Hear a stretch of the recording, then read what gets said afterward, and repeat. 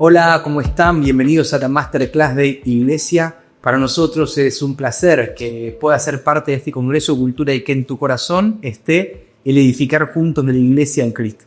Realmente contar con este tiempo, que te lo tomes para poder recibir todo lo que Dios tiene para nosotros, es un privilegio y un honor. Así que te quiero invitar a que tomes notas, que puedas prestar bien atención a todo lo que vamos a hablar, porque hoy, además de estar hablando yo también, tenemos un invitado del grupo que es un amigo de cultura, que es un hombre de Dios, pastor en La Matanza, en San Justo, de Invictus y de la Iglesia Cristo La Solución San Justo, y es nuestro amigo el pastor Daniel Dimiro. Qué lindo recibirte también. Bienvenido. Bienvenido. Bueno, acá vamos a conversar un poquito de iglesia, ¿no? Sí. Lo que más nos apasiona. Sí, tenemos conversaciones habitualmente. Sí. Siempre terminamos hablando de lo viejo. Totalmente. Sí. Es como que intentamos juntarnos. ¿Y cómo va la familia? Bien, ¿cómo va esto? Bien, todo bien. Siempre termina en iglesia. Termina en iglesia, ¿qué es lo que viene? Sí. Así que estoy feliz de poder pasar todos esos momentos ahora a un video y a que muchos más lo puedan recibir. Sí. Sí, gracias por tomarte el tiempo. ¿Qué es lo que te motivó a construir la iglesia, amigo? ¿Qué es lo que te encendió pasión de decir, quiero edificar la iglesia de cualquier lugar? Después terminaste siendo pastor, ¿no? Pero quiero ser pastor. Mira, si soy sincero, me gustaría que suene más espiritual, pero la realidad es que terminando la secundaria, mi papá me dijo, tenés que ir a laburar. O sea, buscate algo para hacer. Y entonces encontré que en la oficina de la iglesia se necesitaba gente que dé una mano, que ayude. Y me empecé a envolver y involucrar con 17, 18 años. Y una vez que entré, yo soy creyente de toda la vida, pero una vez que entré como al detrás de escena de la reunión de la iglesia y vi que la iglesia no solo se trataba de lo que pasaba 1 hora, 2 horas, 3 horas, era una reunión. Entonces, ahí me nació algo, ¿viste? De querer ser parte de los que edifican, de los que construyen y de los que pueden colaborar de alguna o de otra manera. Sí. Entonces, es como medio obligado, pero lo descubrí por mí mismo. Lo descubriste haciendo. Haciendo, exacto. Bien. Sí, una frase ya entrando más en espiritual es que el manto siempre cae sobre el que sirve. Estaba haciendo algo y me di cuenta que había algo ahí. Sí, muchas veces yo al menos idealizaba, dice que hay muchos chicos que también que piensan que edificar la iglesia tiene que ver con micrófono y no necesariamente es eso. Claro. Y aparte de que soy una persona que predico fin de semana, predicar es solamente una de las muchas cosas que hago para contribuir en mi iglesia local.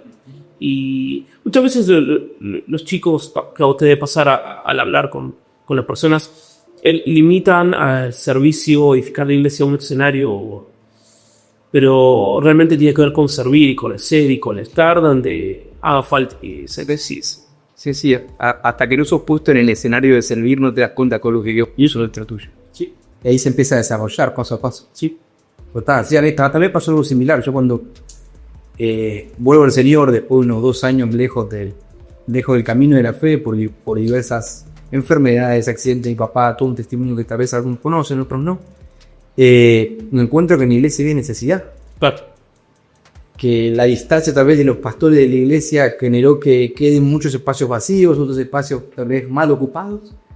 Y eso, bueno, si vamos profundo puede dar para cualquier cosa esa charla, pero tuve que ver que había ciertos lugares que necesitaban cambios y ahí como que me quedé la Biblia de una, y es eso, o sea, arranqué moviendo mesas, fue abriendo la puerta y paso a paso te vas dando cuenta que algo se enciende en vos, ¿sí?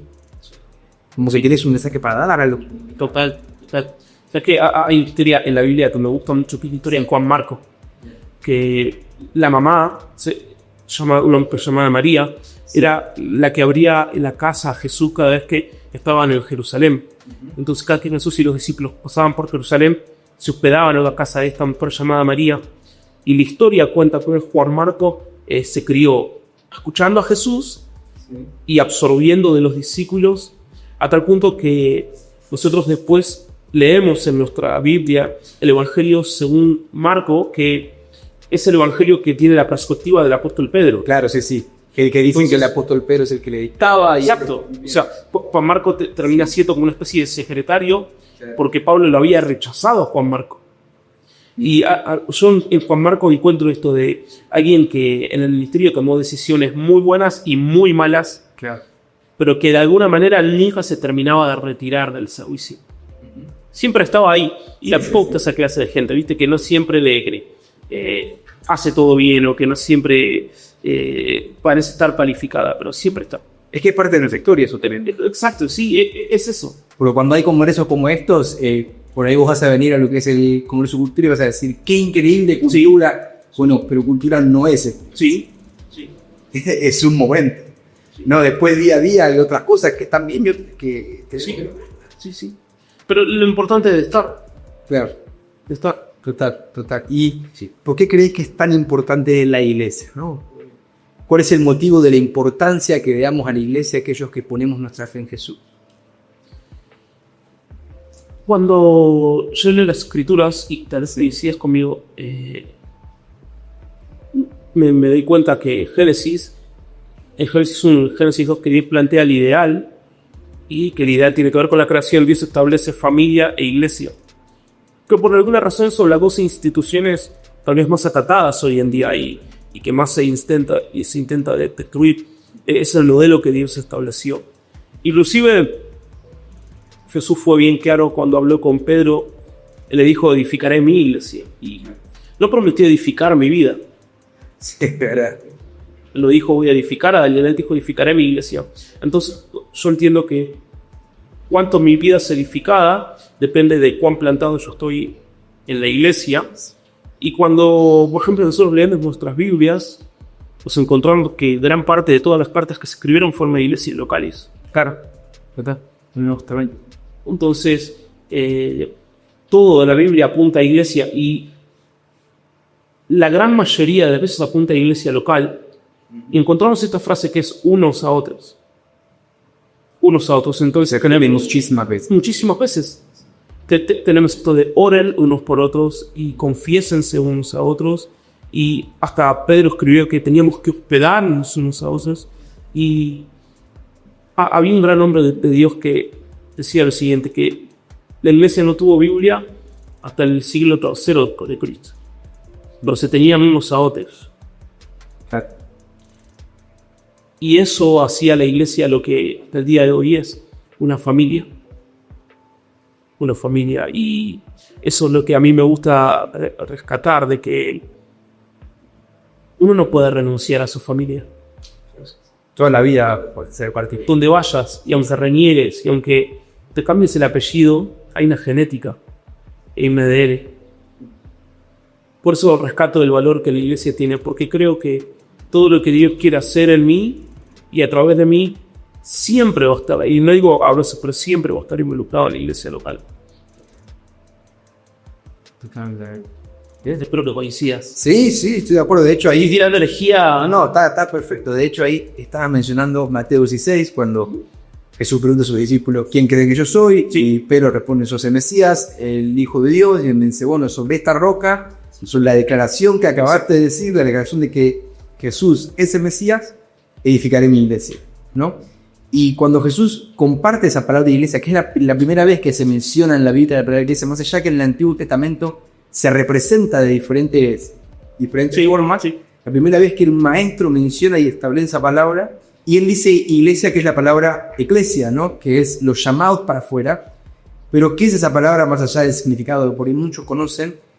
Era una asamblea de romanos. Cuando Roma conquistaba un territorio como que había conquistado en Israel, enviaba una eclesia, que es una asamblea de personas que estaban encargados de hacer que ese territorio conquistado sea Roma. Que tenga los intereses del emperador, que tenga las voluntades del imperio, y en cualquier ciudad conquistada que se vea como Roma. Y es hermoso lo que el Señor estableció y nos quiso comunicar a través de eso, porque es que nosotros que somos su iglesia, somos la iglesia para establecer donde sea que vayamos los intereses del reino, el cielo en la tierra.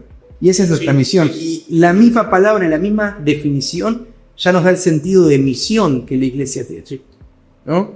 Entonces creo que, bueno, pues, el Señor supera. Todo lo que dice, la comunica es genial, y es entender que el propósito de la iglesia es expandir la cultura del cielo, expandir la cultura del reino. Y creo que por eso estamos. Sí. Inclusive el apóstol Pablo utiliza la palabra embajador. Claro. Embajador. Y el embajador tiene que ver eso con un representante, y no importa, nosotros tenemos, por ejemplo, en Palermo, la embajada de Estados Unidos. No importa que te estén vendiendo mejores fulguitos en la puerta, y en lo que vos cruzás, vos estás en territorio norteamericano. Y no es americano, norteamericano. Pero estamos con sus leyes. Y de lo mismo creo que aplica lo que estás diciendo, que es muy bueno. Que, como me enseñaron en la escuela bíblica, la iglesia es la fuerza ocupacional de Dios en la tierra. Total. Somos el ejército, somos la fuerza ocupacional. Coincido al 100.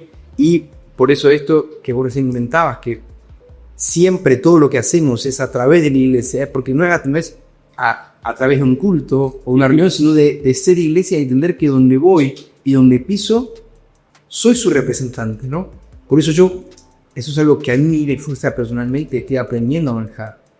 Hay que amar el cuerpo por sobre todas las cosas, que hay que amar el cuerpo de Cristo de su iglesia, pero a veces me frustra mucho cuando veo personas que no se dan cuenta que con sus actitudes siguen representando la iglesia. Y cuando vos hacen personas que todavía no han llegado a la fe, o que están alejados de la fe por diferentes motivos que hayan pasado en la vida, y somos una mala representación de su cuerpo, la persona no se decepciona de Dios en sí, porque Dios no tiene la culpa de tus acciones, pero sí que toma distancia de lo que representamos. Sí. Y a veces sin querer todos son una querer, porque eso viene en la Biblia, por no entender que 24/7 soy la iglesia. Acá nos pasa un montón de veces que cuando voy a jugar al fútbol con los muchachos de la iglesia, parece que no los conocía. Me di cuenta que los conocí ahí. Claro, se desconocían en la engaño. Y eso que estoy yo, soy pastor. Si quiero creer que por estar ahí presente, 7-1 él tiene. No está tan. Se va a cuidar. Se cuida un poquito, que es normal, le pasa todo. Pero imagino y digo, si no estuviese en una iglesia, esto lo voy a hacer todo el día. Sí. Y parece una abada del fútbol, que eso se representa en el trabajo, en esto, en otro. En muchas personas con las que hablo, que llegan, porque una vez a la iglesia me dice, me gusta esto porque no supo ese cristiano, lo conocí que en mi trabajo tal vez hacía cosas en contra de su familia. No puedes creer. Sí. Pero pasa. Sí, totalmente.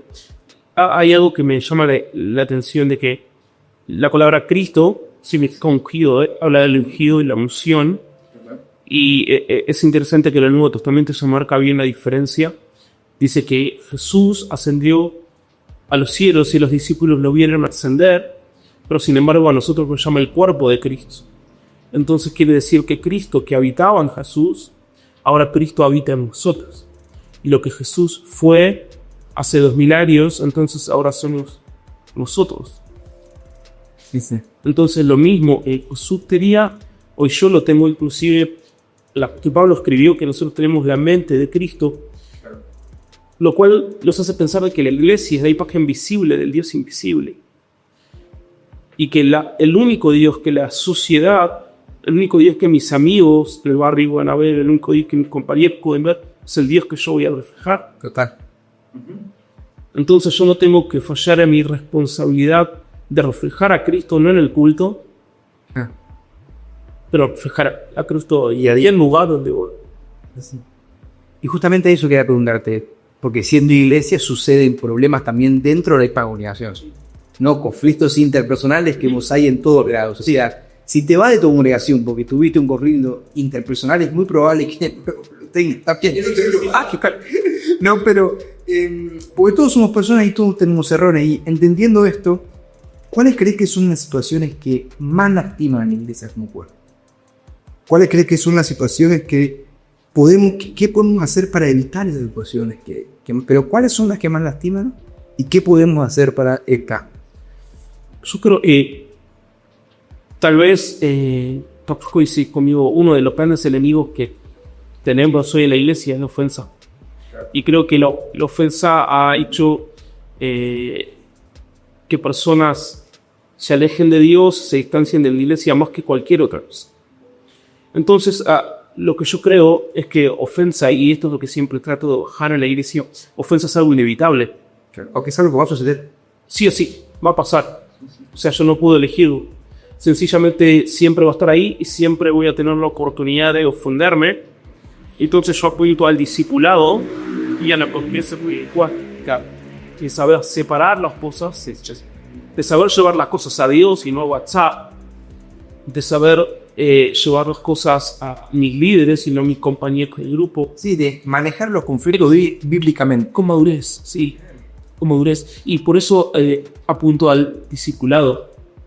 Si hay un discipulado sólido, que va más allá de la reunión, y el creyente puede crecer espiritualmente, entonces una vez que puede sortear las ofensas y pasarlos por alto, va a ser muy difícil que sea sacado de la congregación. Hay algo que deberíamos entender que muchas veces pasa. La Biblia habla acerca del cuerpo y el apóstol Pablo describe a la iglesia como un cuerpo, y cuando a vos te duele el dedo meñique, vos no estás contento porque no te duele la cabeza. Cuando duele una parte del cuerpo, duele todo el cuerpo, y la sanidad no baja fuera del cuerpo. Total. Y eso es lo que muchas veces la gente piensa: me voy a ir de la iglesia porque me lastimaron, pero vos sanás dentro del cuerpo, no fuera. Aunque el cuerpo muchas veces se lastima y hace cosas en su contra, porque es así, porque la iglesia no puede ser perfecta, y entre los seres humanos estamos siendo procesados y perfeccionados. Tenemos que tener la madurez suficiente para entender: no voy a permitir que nada emocional le saque del lugar de irme delante. Y ahí apuntaría, creo que tal vez desde mi corta experiencia y mi observación, he podido ver que lo que más ha lastimado a la iglesia es el espíritu de ofensa. Bien, lo que más admira es el espíritu de ofensa, y lo que contrarresta eso entonces es la madurez que uno desarrolla a través de un discipulado. Que vos sabes mucho de la importancia que tiene discipular. Total. Sí, total. O sea, de hecho, discipular es juntos contemplar a Cristo, y aquella persona que ha tomado la decisión tal vez antes que el otro de contemplarlo ha seguido estoy bajándolo bien simple, ¿no? O sea, sí, podría hacerme el erudito y decirle un montón de cosas, pero es como que lo estoy aplicando con manzanas, ¿no? Pero aquella persona que toma la decisión de contemplar a Cristo y que lo hizo de manera mucho más continua que otra, termina con una responsabilidad de discipular. Sí. Y a través de ese discipulado, que es contemplar juntos a Cristo para crecer conforme a su imagen, lo que se genera en nosotros es la primera decisión para madurar. Que la primera decisión para madurar es dejar, es despojar. De hecho, la mayor expresión de madurez la hizo Cristo Jesús en la cruz. Dice Filipenses 2 que Él se humilló a sí mismo, se rebajó, no considerándose Dios como algo que aferrarse, sino que se humilló, o sea, hasta ser un esclavo, muriendo por nosotros. Y esa expresión de madurez es la que tenemos que tener con nuestro orgullo a la hora de sufrir. Porque lo que más hace que retengamos ofensa en nuestra vida es el orgullo. Es el no querer soltar lo que esa persona me hizo, no querer quitarle esa deuda que la persona tiene contra mí. Pero cuando yo vivo con un hábito diario de despojarme a mí mismo, de dejar de manera constante, estoy madurando. Sí. Y la madurez me lleva a crecer en disciplinar, ¿no? Cada vez que yo soy más maduro, cada vez que los años pasan y que cada vez parezco de más edad y estoy hecho pelota, pero más allá de eso, es que entiendo que voy creciendo en el entendimiento de su verdad. Y eso va haciendo que la ofensa pese menos.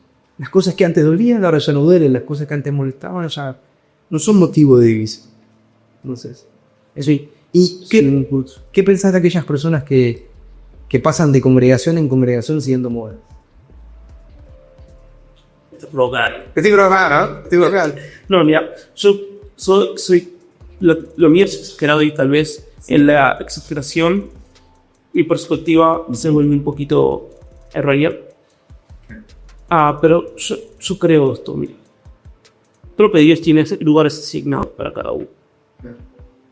Lo podemos ver en Pablo. El Espíritu Santo lo guiaba a Pablo y le cerraba puertas donde Pablo ya había todo, claro, ya había preparado todo. Iba a predicar. Y se lo había compartido a un montón de personas. Es como que acá organicemos un viaje misionero, haya gente que viene y que da de sus recursos y todos se emocionan, vos nos vamos a tal lugar, llegaste ahí No, afuera.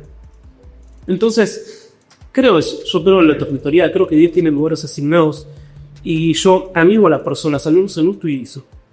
Si usted cree vivir en su casa, por favor vaya y busque una casa en la cual Dios lo quiere plantar, porque eso es lo que el Salmo hoy día dice, que plantados en la casa de Dios, y me gusta eso, plantarse, porque el ejemplo natural es el paralelismo de lo espiritual. Cuando vos plantás una planta en un lugar y la arrancás y la plantás y la arrancás y la plantás, la planta al no poder echar raíces se termina secando.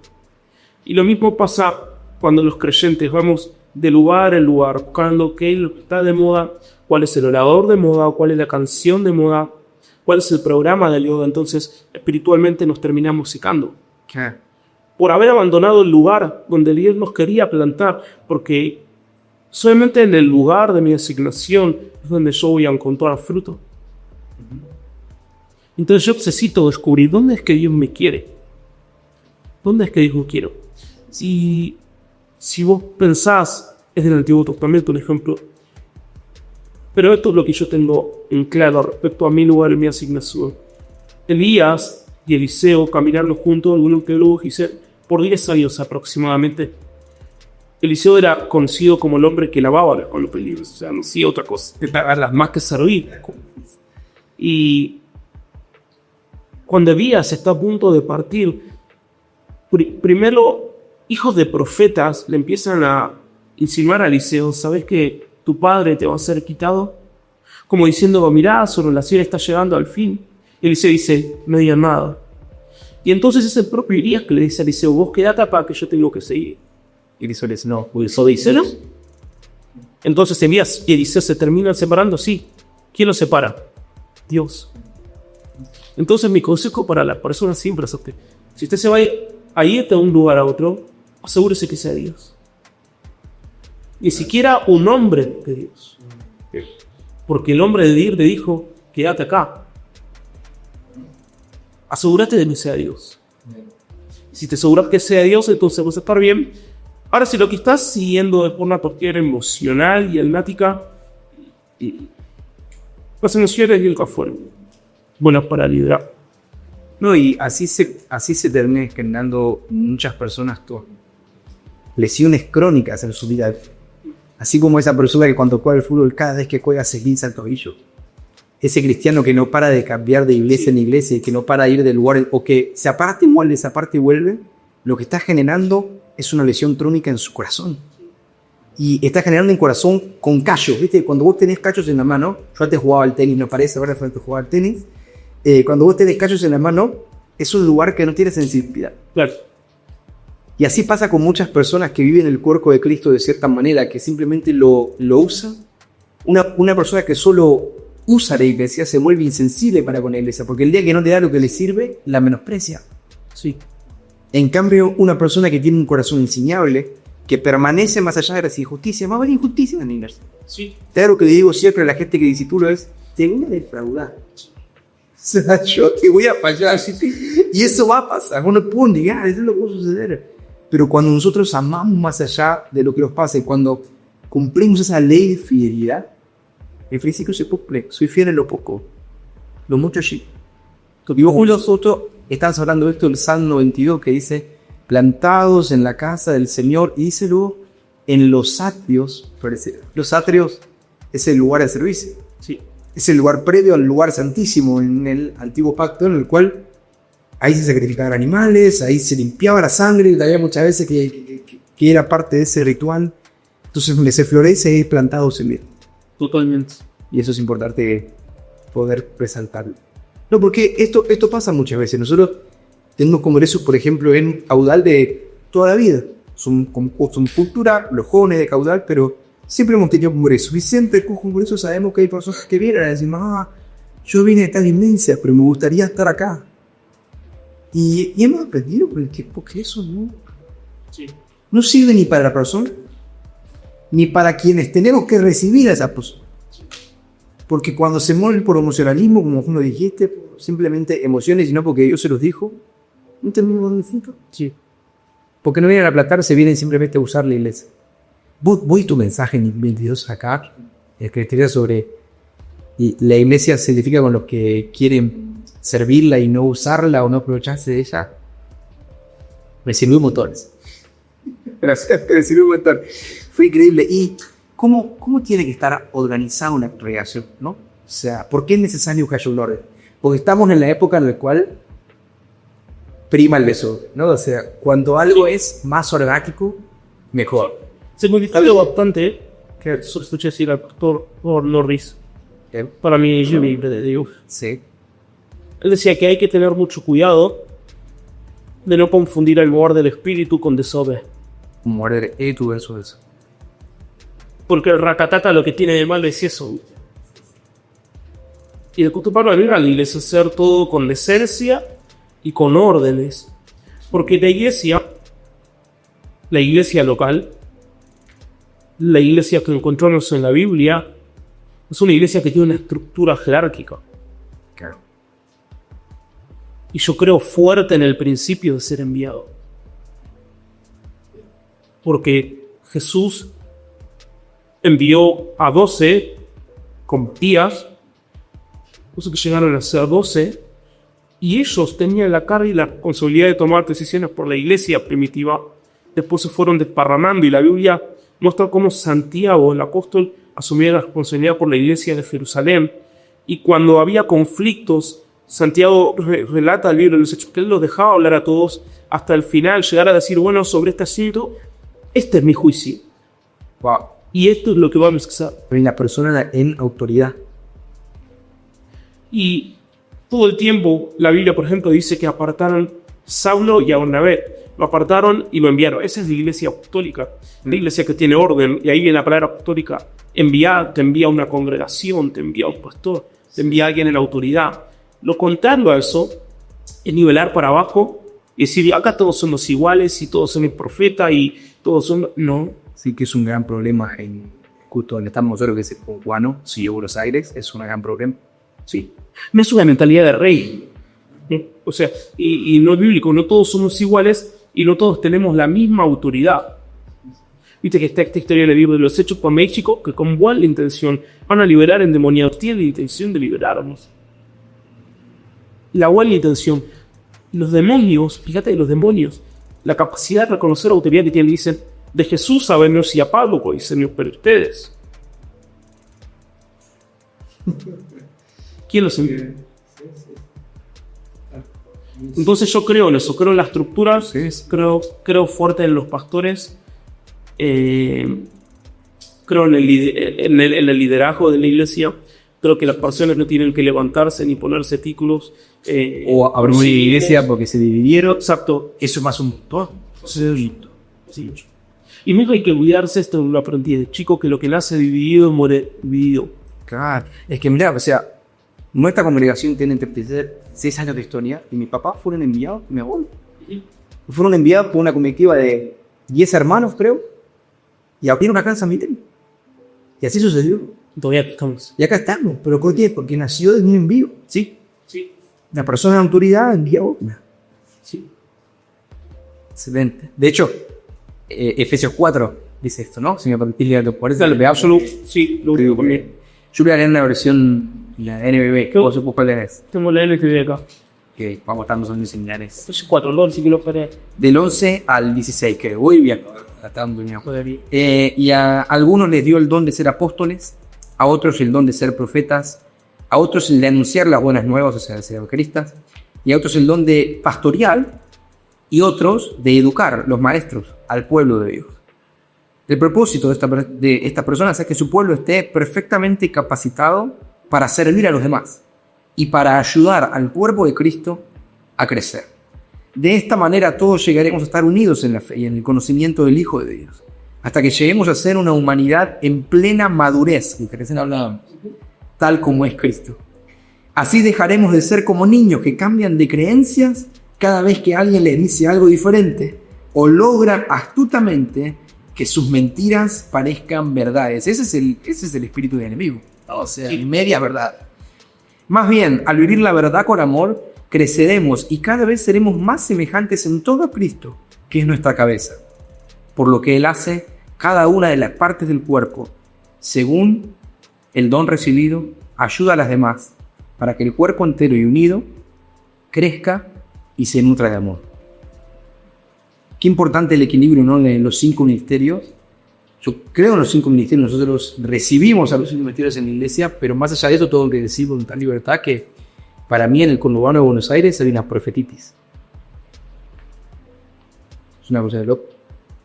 Y aquel cristiano que se la pasa buscando de profeta en profeta, de monte en monte, simplemente buscando su futuro y no buscando palabra de Dios, yo no le veo mucha diferencia del que busca el tarot en la calle todos los días.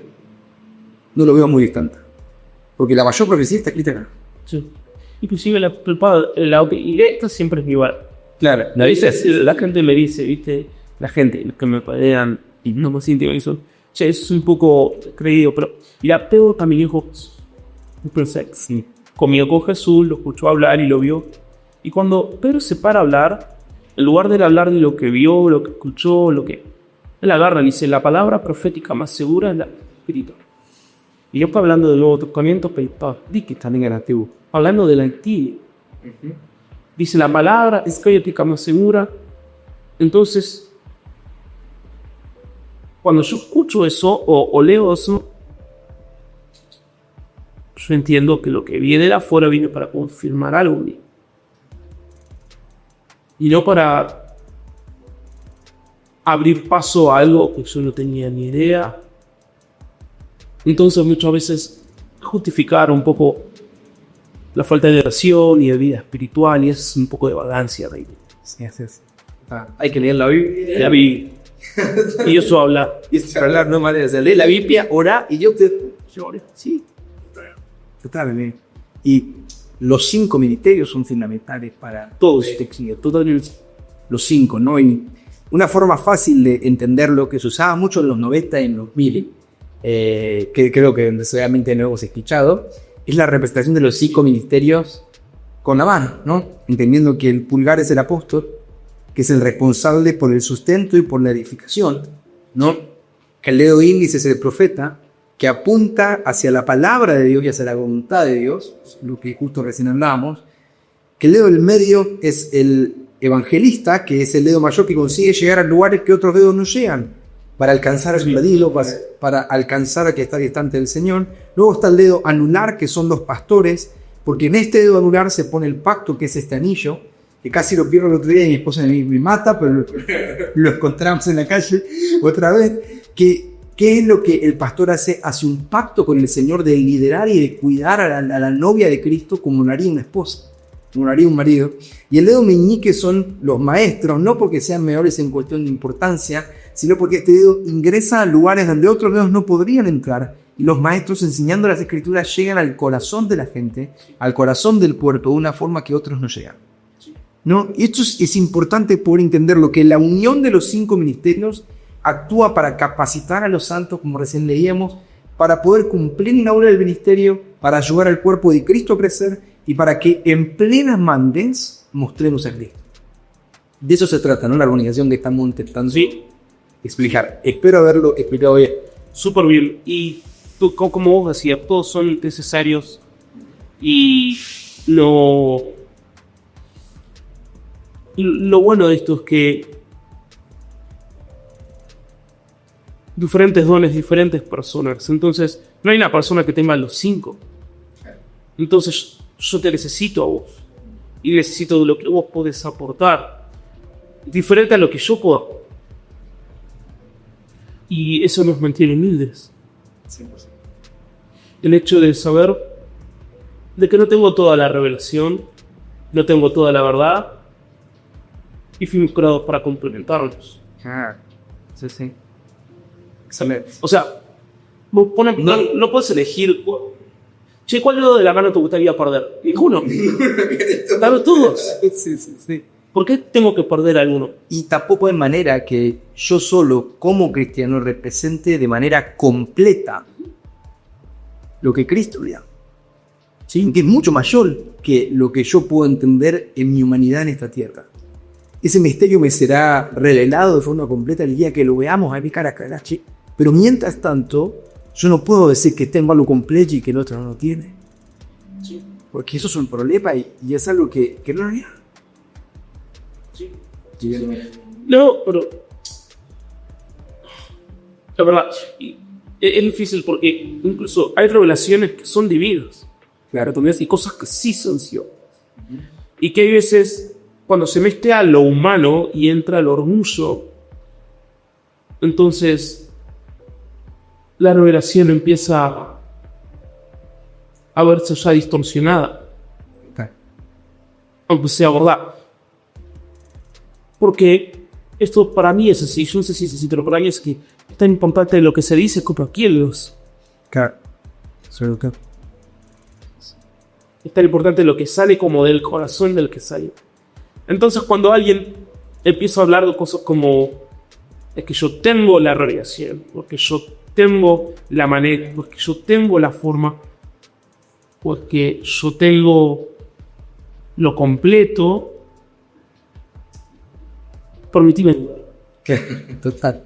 Sí, y cada vez más, cuando los años pasan, valoro a los hombres de Dios que se sostienen en su mensaje a través de nosotros. Sí. Esos hombres de Dios, bueno, nosotros tenemos una influencia en común por el doctor Sergio Belarchi, que ha dejado huella en nuestra vida y en nuestro ministerio. Y cuando hay hombres de Dios de ese estilo, que se mantienen en su mensaje a través del tiempo y que siguen la línea, ahí entiendo que esa persona tiene un concepto que a veces con el ímpetu de la juventud no valoramos, que es, esta es la parte que yo aporto. Sí. Y luego vendrá otro a pensar otra parte. Y luego vendrá otro, y de esa forma que el cuerpo termina manifestando y mostrando a Cristo de manera completa. Sí, juntos. Pero en la iglesia, cuando la Biblia dice que algunos decían, no, es que yo soy de Apolos. Claro. La Biblia habla de Apolos muy bien, dice que Apolos era un maestro, dice que Pablo era un pésimo predicador. Pero aún así había gente que decía, yo soy de Pablo. Entonces el apóstol agarra y aclara, uno sembró, el otro regó, y no existe alguien que siembra y que ríe. Claro, cada uno se puede regar, sembrar, jugar, parar. Por eso vos tenés algo para aportar. Por eso las personas que a través de los años, cuando ya crecen en edad y todo, cambian cada 3 o 5 años de mensaje, y me muestran seguirlas. Está haciendo una aclaración, porque debe haber muchos jóvenes con el anhelo de servir al Señor mirando este video, y digo, para mí, de los 0 a los 30 es un tiempo de preparación. De los 30 a los 70 construir, y luego de los 70 dejando un legado. Sí. Es una buena vara, ¿no? Luego verás matices según tu esposo, no tenés algo técnico, pero yo creo que en el momento que las personas entienden su lugar en el cuerpo de Cristo, comienzan a fructificar en esa manifestación de la cultura del presente. Entonces esa persona se le revela cuál es el pan en el que debe aportar. Ahí empieza a tener fruto. Es un fruto innegable. Te debe pasar a vos como a mí. Cuando a mí me invitan a predicar en algún lugar, sí, yo voy a orar, pero yo sé que es lo que la gente busca que yo. Claro. Sí. Yo sé por qué la gente me habla a mí, sé qué es lo que puedo aportar que tal vez otro no le va a aportar. Y el error sería pararle y empezar a ser medio perfecto. Sí. No lo tengo. Ese es un error. Querer pararme sobre una gracia que no se me dio. Total. Bueno, que el otro día fue invitado con un profeta con él. Y él cerraba luego las noches y yo iba antes que él y entendí mi lugar pastoral al cual iba a aportar. Exacto. Entonces, lo mío fue llevar una enseñanza pastoral que fortalezca la iglesia, fortalezca el liderazgo. Y sabía que, dicho así rápido, me di cuenta, se iba a aplicar todo lo puedo. Y métete a ocupar ese error. Exacto, sí. Porque había otro que ya iba a hacer eso. Sí. Había otro que ya el Señor había designado para que lo lleve adelante en ese lugar. Y mi rol era entender para qué fui llamado a esa evidente y hacer eso. Sí, súper importante.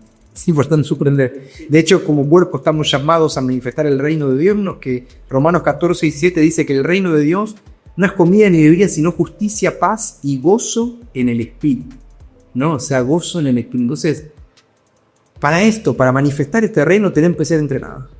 Tenemos que ser capacitados, tenemos que ser fortalecidos. Y cada reunión de domingo yo la tomo como ese entrenamiento.